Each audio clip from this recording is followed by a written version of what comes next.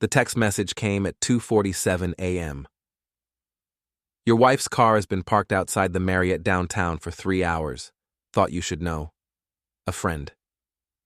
I stared at my phone screen, the blue light burning my eyes in the darkness of our bedroom. Beth lay next to me, supposedly asleep, her breathing too controlled to be natural. The expensive perfume she'd worn to her book club meeting still lingered on her pillow. My name is Jamie Tate, and I'm about to tell you how I discovered that my wife of 15 years was screwing my older brother John, and how I made them both pay for it in ways they never saw coming. The next morning, Beth hummed while making coffee, acting like she'd slept peacefully all night. I watched her move around our kitchen, this woman I'd loved since college, wondering how long she'd been lying to my face. "Sleep well?" I asked, keeping my voice neutral. "Like a baby," she replied without looking at me. Book club ran late. We got into this heated discussion about the ending of that new thriller everyone's reading. "Which book was that again?" She paused for just a fraction of a second. "The one by, that author. The psychological one. Beth had always been a terrible liar. She just never needed to lie to me before." My phone buzzed. John's name appeared on the screen. "Hey, little brother, want to grab lunch today? We need to discuss the Henderson contract. I'm an electrical contractor. Been running Tate & Sons Electric with John for 12 years. Our father started the company in 1978, and when he died 5 years ago, he left it to both of us equally. John handles the business side, I handle the technical work, or at least, that's how it used to work." "Sure," I texted back. "Noon at Murphy's?" "Perfect. See you there." Beth was watching me. "Work stuff? John wants to discuss a contract." Her face brightened slightly. "Oh, how is John doing?" "I haven't seen him in weeks." Another lie. I'd seen John's Mercedes parked 2 blocks from our house last Tuesday when I came home early from a job site. At the time, I figured he was visiting Mrs. Henderson down the street about her electrical problems. Now I realized he was probably visiting my wife about her marital problems. "He's fine," I said. "Same old John." At Murphy's Diner, John was already seated in our usual booth, scrolling through his phone. At 41, he still looked like the golden boy he'd always been. Thick brown hair with just enough gray to look distinguished, expensive suit, confident smile that made clients trust him with their money and apparently made my wife trust him with her body. "Jamie!" He stood up and hugged me, clapping my back like we were still the best of friends. "You look tired, man." "Everything okay at home?" The audacity was breathtaking. I sat down across from him, studying his face for any sign of guilt or nervousness. Nothing. John had always been good at compartmentalizing. "Just busy. You know how it is." We ordered, him the salmon, me the burger, and talked about work for 20 minutes. The Henderson contract, the new commercial project downtown, whether we needed to hire another electrician, normal brother stuff. Business partner stuff. Then John said something that made my blood freeze. "Beth mentioned you've been working late a lot lately. She's worried about you pushing yourself too hard." When did Beth mention that? "Oh, we ran into each other at the grocery store last week. Had a nice chat." I nodded slowly. "What day was that?" "Tuesday, I think. Or Wednesday. One of those days."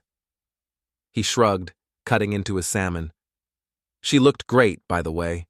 That new haircut really suits her. Beth had gotten her hair cut on Monday.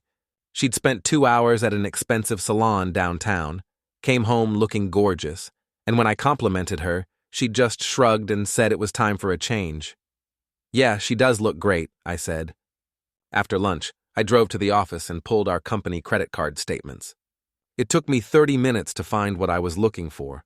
Lunch charges at expensive restaurants on days when John claimed to be meeting clients alone, hotel charges for business meetings that lasted 3 hours, flowers ordered and delivered to addresses I didn't recognize. I cross-referenced the dates with my own calendar. Every single suspicious charge corresponded to a day when Beth had book club or yoga class, or was shopping with her sister, or had some other excuse to be out of the house.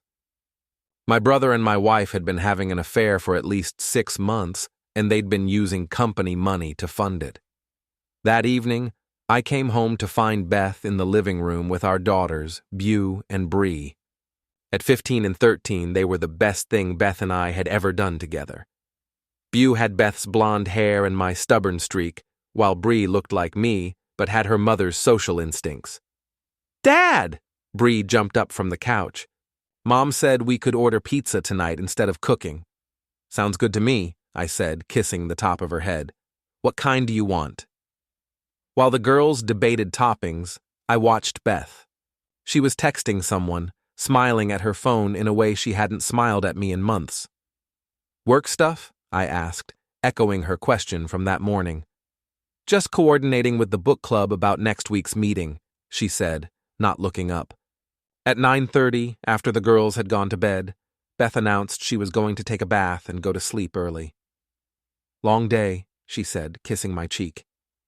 "Don't stay up too late watching TV." I waited until I heard the bathroom door close, then grabbed her phone from the kitchen counter where she'd left it. No passcode. She'd never needed one before, or so I thought. Her text messages told a different story. The most recent conversation was with someone listed as Book Club Sarah. "Can't wait to see you tomorrow. I've been thinking about Tuesday all week." "Same here. This is getting harder to hide." "I know, but Jamie suspects nothing.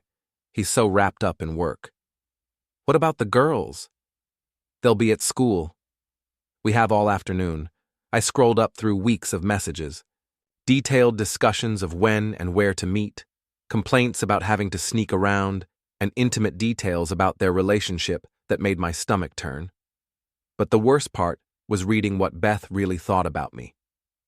"Jamie's so predictable. He never questions anything I tell him. He's a good provider, but God, the man has no imagination. Sometimes I wonder what I ever saw in him.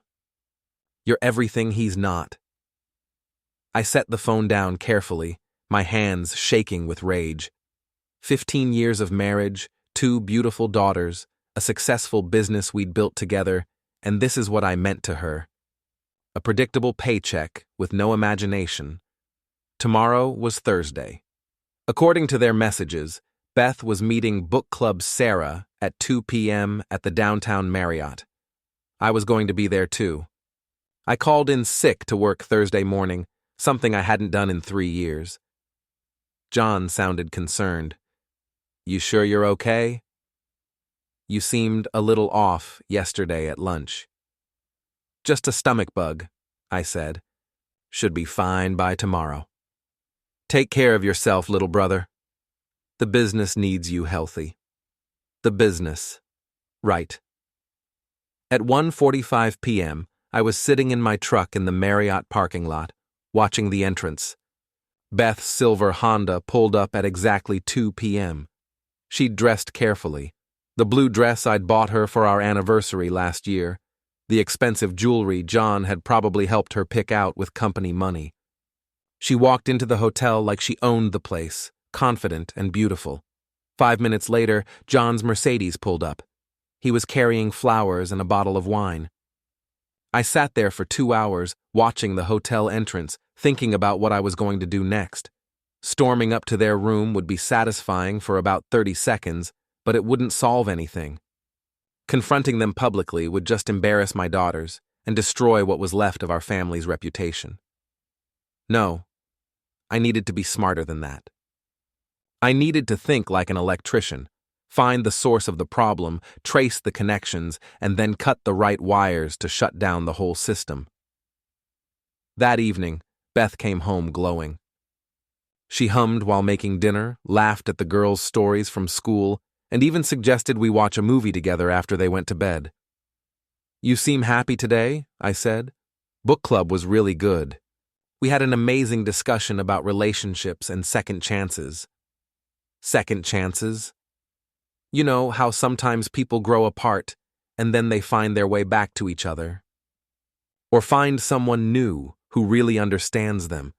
She was practically glowing with post-affair satisfaction, sitting in our living room, talking about finding someone new who understood her. The cruelty was breathtaking. That sounds like a very enlightening discussion, I said. Friday morning, I went to work early and started making copies of everything: credit card statements, expense reports, receipts, email correspondence. I also made some phone calls. Henderson Electric? This is Jamie Tate from Tate & Sons. I'm calling to verify some billing information for our records. Did my brother John meet with you at the Marriott downtown on Tuesday afternoon? No, Mr. Tate. We haven't heard from John in 2 weeks. Is there a problem with our service? No problem at all. Just a mix-up in our scheduling system.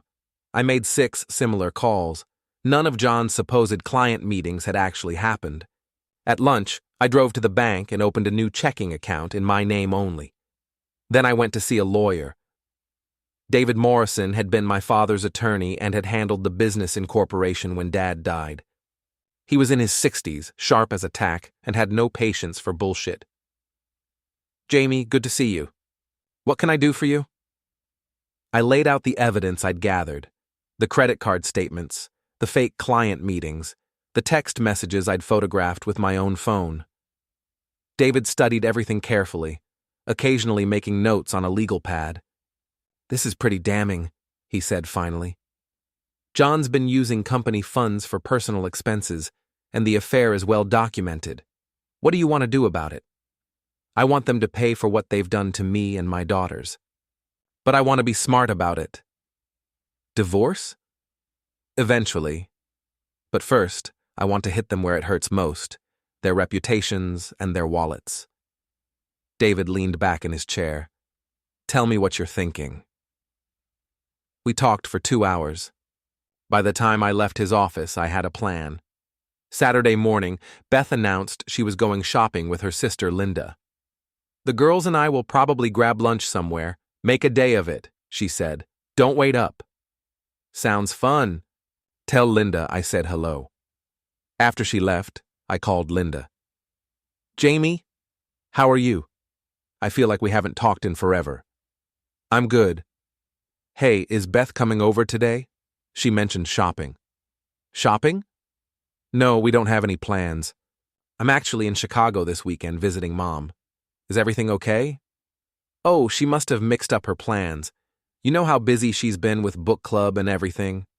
Book club? Since when does Beth read books? I laughed. Good point. I'll let you go. Say hi to your mom for me. At 3 p.m., I drove to the Marriott again. Both cars were there, just like I expected, but this time I went inside. The hotel bar was busy for a Saturday afternoon, filled with business travelers and couples having drinks. I ordered a beer and positioned myself where I could see the elevators. At 5:30, they came down together. John had his hand on Beth's back, guiding her through the lobby like they were a real couple.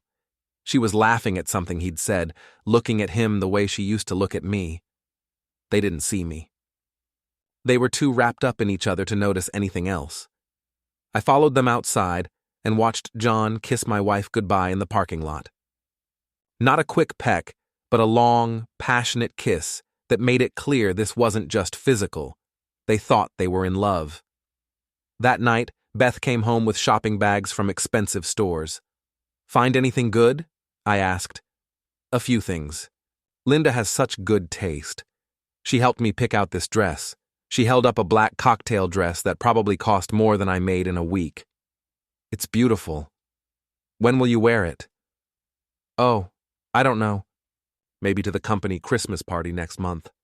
The company Christmas party where she'd hang on John's arm all night while I stood there like an idiot, not knowing my wife was sleeping with my business partner. Except now I did know. Sunday evening, while Beth was giving the girls baths, I implemented the first phase of my plan. I went through our home office and gathered every important document I could find: tax returns, bank statements, insurance policies, investment accounts, the girls' birth certificates, and social security cards. I made copies of everything and stored the originals in a safety deposit box I'd rented that afternoon. Then, I started moving money. Our joint checking account had about $8,000 in it. I transferred $4,000 to my new personal account, exactly half, so I couldn't be accused of stealing. I did the same thing with our savings account, taking exactly half of the $23,000 we'd accumulated. I also canceled Beth's credit cards. Not the joint account ones. I couldn't do that without her signature, but the individual cards I'd gotten for her over the years. The ones she'd probably been using to buy lingerie for her afternoons with John. Monday morning, I got to work early and asked our office manager, Carol, to pull together some financial reports. I need a complete breakdown of all company expenses for the last 6 months, I told her. Credit cards, petty cash, everything. John wants to review our spending before the end of the year. Carol was in her 50s, had worked for my father for 20 years, and was fiercely loyal to the company. She was also a notorious gossip who knew everything that happened in our small business community. Is everything okay, Jamie? You seem stressed lately. Just trying to make sure we're staying on budget. You know how it is. She nodded knowingly. I'll have everything ready by this afternoon. At lunch, John suggested we go to Murphy's again. We need to talk about the Christmas party, he said, as we walked to his car. Carol's been asking about the budget for it. What did you have in mind? I thought we could do something nice this year. Maybe rent out that new restaurant downtown, open bar, really celebrate. It's been a good year for the business, a good year that he'd been skimming from to fund his affair with my wife. Sounds expensive, I said. We can afford it. Besides, it's important to show our employees we appreciate them. At the restaurant, John was more animated than usual, talking about expansion plans and new contracts. He seemed genuinely excited about the future of the business. I've been thinking we should bring in a third partner, he said over dessert.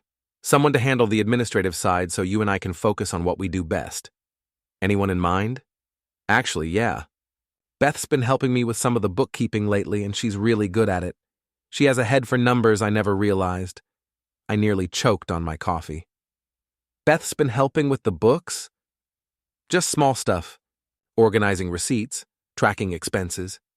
She offered to help when I mentioned how swamped Carol's been, so Beth had access to company financial records. She knew exactly how much money John had been spending on their affair, and she was helping him cover it up. That's thoughtful of her, I managed. She's a special woman, Jamie.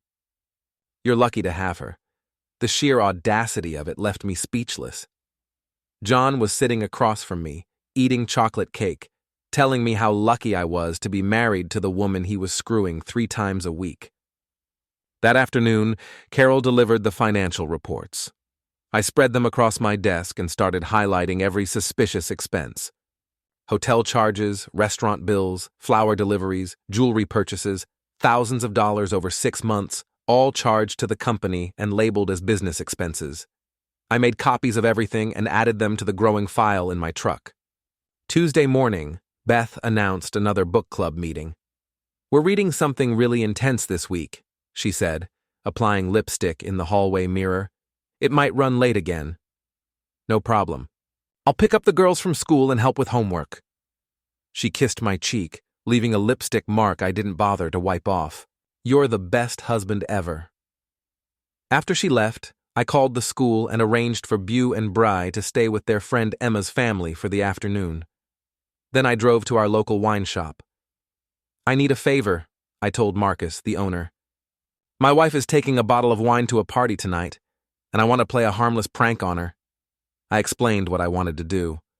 Marcus laughed and agreed to help. The bottle of expensive Cabernet that Beth selected from our collection that evening had been carefully treated.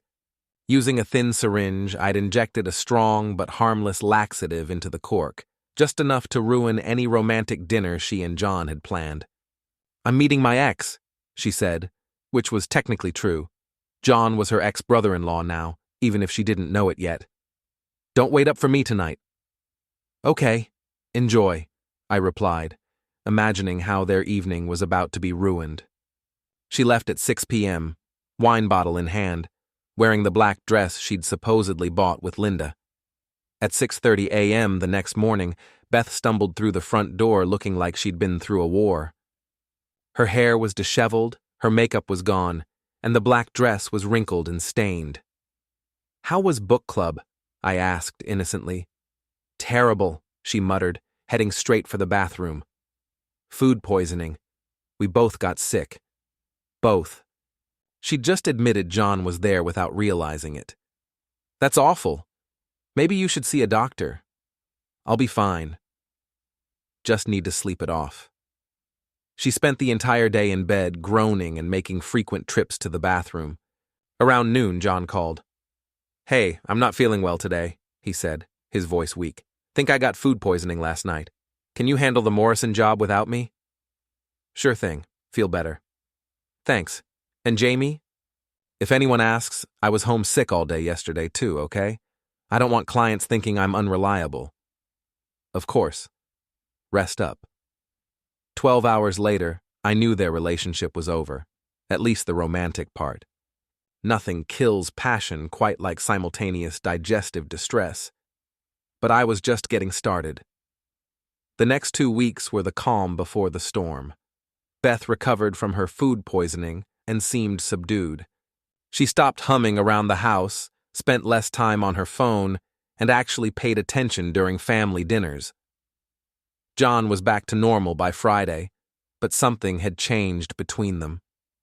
Their text messages became purely logistical. "Can't meet today, and maybe next week," with none of the passionate declarations I'd been reading before. Good. Let them think their relationship was cooling off naturally. It would make what came next even more devastating.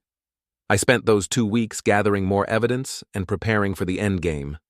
David Morrison helped me file the paperwork for a formal business audit, citing concerns about expense account irregularities.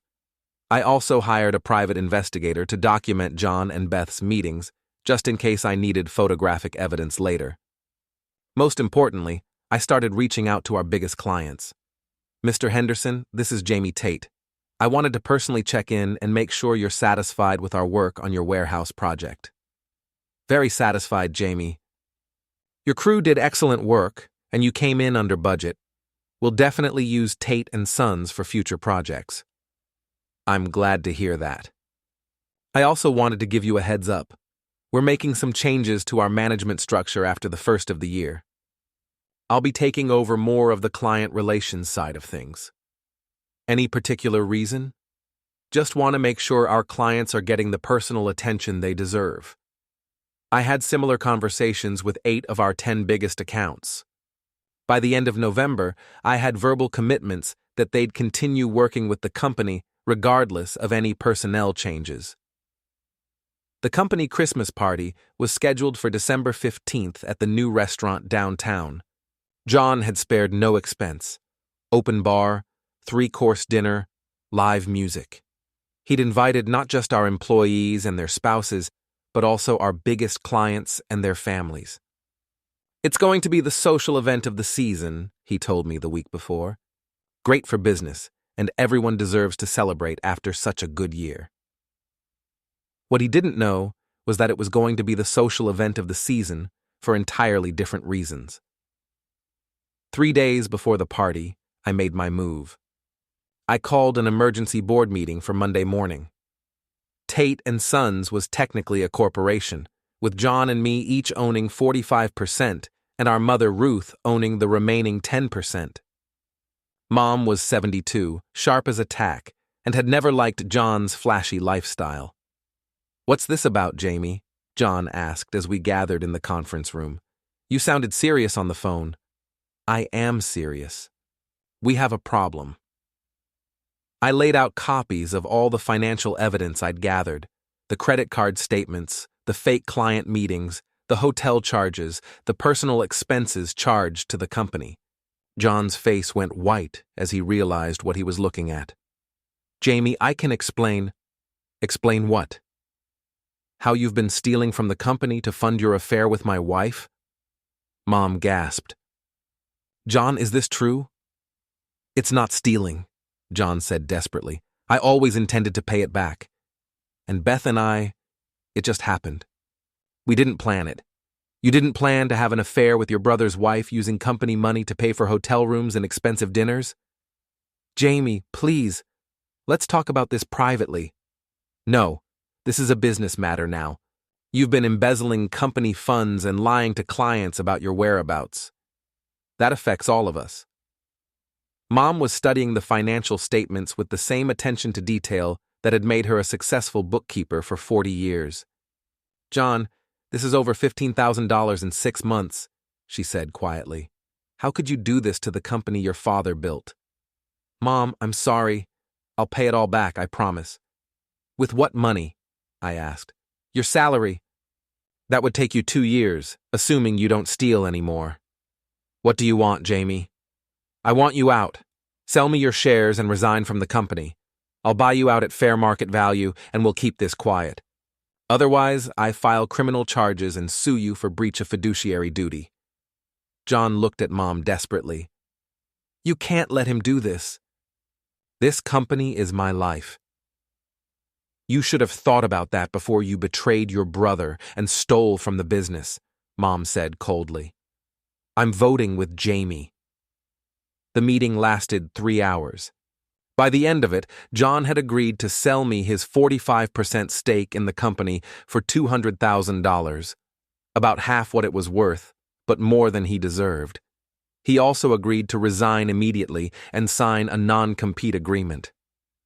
What about the Christmas party? He asked as we finished signing papers. What about it? Are you going to cancel it? Everyone's expecting it. I smiled. Oh no, we're definitely having the party. In fact, I think it's going to be even more memorable than you planned. Tuesday morning, I called Beth at home. Hi, honey, I have some news. John decided to leave the company. He sold me his shares yesterday. What? Why would he do that? He said he wanted to pursue other opportunities. Seemed pretty sudden to me, but you know John, always chasing the next big thing. There was a long pause. Did you two have a fight about something? Not a fight, exactly. Just some disagreements about the direction of the company. I think it's for the best, honestly. Is he still coming to the Christmas party? I haven't talked to him about it. Why? No reason. I hope this doesn't cause problems in the family. I'm sure everything will work out fine. That evening, Beth was quiet during dinner. She kept checking her phone, probably trying to reach John to find out what had really happened. Good luck with that. John's phone had been going straight to voicemail since yesterday afternoon. Wednesday morning, I drove to John's house. His Mercedes was in the driveway, but he didn't answer the door. I could see him through the front window, sitting in his living room in a bathrobe, staring at the TV. I used my key. We'd always had keys to each other's houses for emergencies, and let myself in. Hello, John. He looked up at me with red, swollen eyes. Come to gloat? Come to talk. We need to discuss how this is going to work going forward. What's to discuss? You destroyed my life. You took my company, you're probably going to divorce Beth, and now I have nothing. You took my wife and stole from my company. What did you think was going to happen? I thought you'd never find out. The honesty was almost refreshing. Well, I did find out. And now we need to figure out how to handle the fallout. I sat down across from him. Here's what's going to happen. You're going to leave town for a while. Take a vacation. Visit some friends. I don't care where you go. But you're not going to be here for the Christmas party, and you're not going to contact Beth. You can't tell me who I can and can't see. Actually, I can. It's called a restraining order, and I'll file one if I have to. But I'd rather handle this quietly, for the sake of the girls. John stared at me for a long moment. You really hate me, don't you? I don't hate you, John. I'm disappointed in you. Dad trusted us to run his company together, and you threw it all away for an affair. It wasn't just an affair. I love her. No, you don't. You love the idea of taking something that belonged to me. You've been doing it our whole lives. My toys when we were kids, my girlfriend in high school, my job opportunities after college. Beth was just the latest thing you decided you wanted more than I did.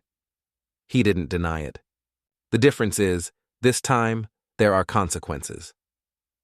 Real consequences that affect my daughters and our employees and the company Dad built. I stood up to leave. The Christmas party is Friday night. If you show up, I'll have security escort you out and file charges for trespassing. If you try to contact Beth before I'm ready to tell the girls what's happening, I'll make sure everyone in town knows exactly why you left the company. And if I cooperate, then we keep this between family, and you get to start over somewhere else, with your reputation intact. He nodded slowly. I'll be gone by tomorrow. Good choice. Friday evening, the Christmas party was in full swing. The restaurant looked beautiful, decorated with white lights and evergreen garlands. Our employees and their families were having a great time, and several of our biggest clients had shown up to celebrate another successful year. Beth looked stunning in a red dress I'd never seen before, probably bought for John's benefit. She kept glancing around the room, obviously looking for him. "Have you seen John?" she asked me around 8 p.m. I thought he'd be here by now. He decided not to come. Family business issues. You know how it is. Is he okay? He's fine. Just dealing with some personal stuff. At 9 p.m., I stood up and tapped my wine glass to get everyone's attention. I want to thank everyone for coming tonight, I began. This has been an incredible year for Tate & Sons Electric, and it's because of all of you, our employees, our clients, our friends and family. Applause filled the room. I also want to announce some changes we're making as we head into the new year. My brother John has decided to leave the company to pursue other opportunities, and I'll be taking over as sole owner and president. More applause, though I could see some confused looks. John's sudden departure was news to most people. Change is never easy, but I'm excited about the future. We're going to continue providing the same high-quality service you've come to expect, with even more personal attention to each project. I raised my glass. To Tate & Sons Electric, and to all of you who make it possible. As everyone drank, I caught Beth's eye across the room. She looked stricken, finally understanding that something serious had happened between John and me. After the toast, she cornered me by the bar. "Jamie, what's really going on? John wouldn't just leave the company without telling me." "Telling you? Why would he tell you about business decisions?" Because he's family." "Right. Family." I looked at her carefully. "Beth, is there something you want to tell me?" For a moment, I thought she might confess everything.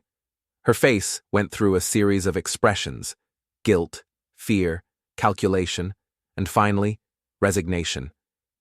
"No," she said quietly. "Nothing important." "Good. Then let's enjoy the party." The rest of the evening went smoothly. People ate, drank, danced, and celebrated. Several clients made a point of congratulating me on taking over the company and assuring me of their continued business. At midnight, as we were getting ready to leave, Beth was unusually quiet. "Good party," she said as we drove home. I thought so too. The girls had fun. They did. We drove in silence for a few minutes. "Jamie? Yeah? Are we okay? You and me, I mean." I looked at her, this woman who had been my partner for 15 years, who had given me 2 beautiful daughters, who had been planning to leave me for my brother. "We're fine, Beth. Everything's exactly the way it should be," but we both knew that wasn't true. Christmas morning arrived gray and cold, matching the atmosphere in our house. Beth went through the motions of holiday celebration, but her heart wasn't in it. She kept checking her phone, probably hoping for word from John. The girls were thrilled with their presents and didn't notice their mother's distraction. Beau got the laptop she'd been wanting, and Bree squealed over the art supplies I'd picked out. For a few hours, we almost felt like a normal family again. But that afternoon, while the girls were at their friend Emma's house showing off their Christmas gifts, Beth finally broke. "I know you know," she said quietly. We were sitting in the living room, the remnants of wrapping paper scattered around us like the debris of our marriage. Know what? About John and me. I set down my coffee cup carefully. How long? 8 months. Her voice was barely a whisper. 8 months. Not 6, like I'd calculated from the evidence. 8 months of lies, of her kissing me goodbye while planning to spend the afternoon with my brother. Why? She was crying now, mascara running down her cheeks. I don't know. I was lonely, and you were always working, and John was there, and he made me feel alive again. So this is my fault? Because I was working to support our family? No, that's not what I meant. Things between us had gotten so routine, so predictable. John made me remember what it felt like to be desired. The same John who was now hiding somewhere, probably drunk and feeling sorry for himself. What did you think was going to happen, Beth? That I'd never find out? That you'd just keep sneaking around forever? We were going to tell you. After the holidays, we were going to sit down and talk about getting divorced so we could be together. How thoughtful of you to plan my life for me. She flinched at the sarcasm in my voice. I never meant to hurt you, Jamie. I never meant for it to go this far. But it did go that far. You had an affair with my brother for 8 months, helped him steal money from our company, and planned to leave me and take our daughters. I wasn't going to take them away from you. John and I talked about custody arrangements. Stop. I held up my hand. Just stop talking. I stood up and walked to the window, looking out at our neighborhood. The Hendersons were building a snowman in their front yard. The Millers were hanging Christmas lights they'd forgotten to put up earlier. Normal people doing normal family things. I want you to pack a bag and stay at your sister's for a while, I said, without turning around. Jamie, please. Can't we talk about this? Can't we try to work things out? Work things out? You've been screwing my brother for 8 months. You used company money to fund your affair. You were planning to divorce me and take half of everything I've worked for. What exactly is there to work out? I made a mistake. A terrible mistake. But I love you, Jamie. I've always loved you. No, you don't. You love the security I provide. You love the house and the lifestyle and the respectability of being married to a successful business owner, but you don't love me. I turned to face her. If you loved me, you wouldn't have been able to look me in the eye every morning while you were planning to spend the afternoon with John? She had no answer for that. Pack a bag, Beth. I'll tell the girls you're visiting Linda for a few days while we figure out the next steps. What about John? What about him? Where is he? I've been trying to reach him for days. John's gone. He left town rather than face the consequences of what he did. Her face crumpled. He left? Without telling me? What did you expect? That he'd stick around and fight for you? John's never fought for anything in his life. When things get difficult, he runs. The truth of it hit her like a physical blow. She'd thrown away 15 years of marriage for a man who'd abandoned her the moment things got complicated. I need to think, she whispered. No, you need to pack. The girls will be home in an hour, and I want you gone before then. She went upstairs to pack while I sat in the living room, staring at the Christmas tree we'd decorated together just a week ago. The ornaments told the story of our marriage, souvenirs from vacations, handmade decorations the girls had made in school, the angel on top that had belonged to my grandmother. 15 years of shared history, reduced to a pile of broken trust and bitter words. Beth came downstairs 20 minutes later with a suitcase and her purse. Jamie, don't. Whatever you're about to say, just don't. She nodded and walked to the door, then turned back. What are you going to tell the girls? The truth. That their mother made some bad choices and needs time to think about what she really wants. They're going to hate me. Maybe. But that's not my problem anymore. After she left, I sat in the quiet house and tried to figure out how to explain this to Beau and Bree. How do you tell two teenage girls that their mother is a cheater and their uncle is a thief? The answer came to me as I was cleaning up the wrapping paper. I didn't have to tell them everything at once. I just had to tell them enough to help them understand why their world was about to change. When the girls came home, full of excitement about their day with Emma's family, I sat them down in the living room. "We need to talk about something important," I said. "Your mom and I are having some problems, and she's going to stay with Aunt Linda for a while." Beau, always the more perceptive of the two, immediately looked suspicious. "What kind of problems?" "Adult problems, marriage problems. Sometimes people grow apart, and they need space to figure out what they want." "Are you getting divorced?" Bree asked, her voice small. "I don't know yet, sweetheart. We need to have some difficult conversations first." "Is it because of Uncle John leaving the company?" Beau asked. "Smart girl. Too smart. That's part of it, yes." "Did they have a fight?" I looked at my 15-year-old daughter, this young woman who was old enough to handle more truth than I wanted to give her.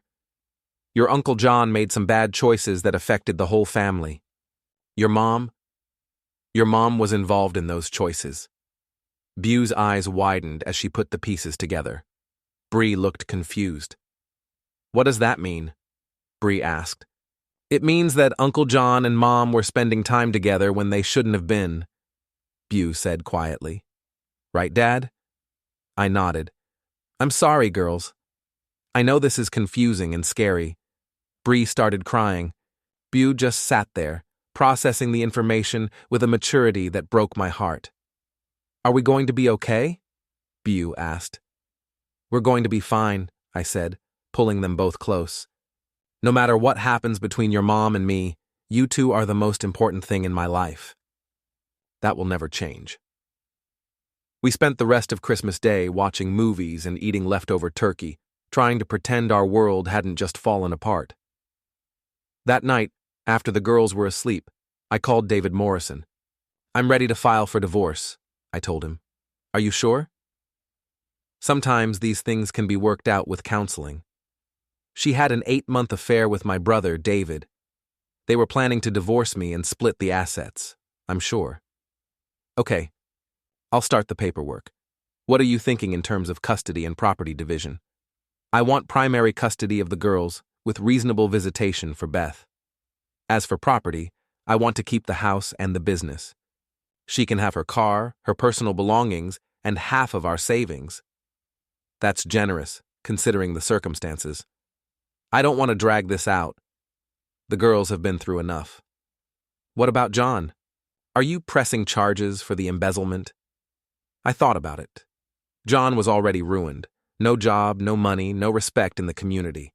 Criminal charges would just make everything more public and painful for everyone involved. "No charges. He's already paid the price." "All right. I'll have the papers ready by the end of the week." 3 days later, Beth called. "Jamie, we need to talk." "About what?" "About us. About our marriage. I've been thinking, and I want to come home. I want to try to make this work." "It's too late for that, Beth.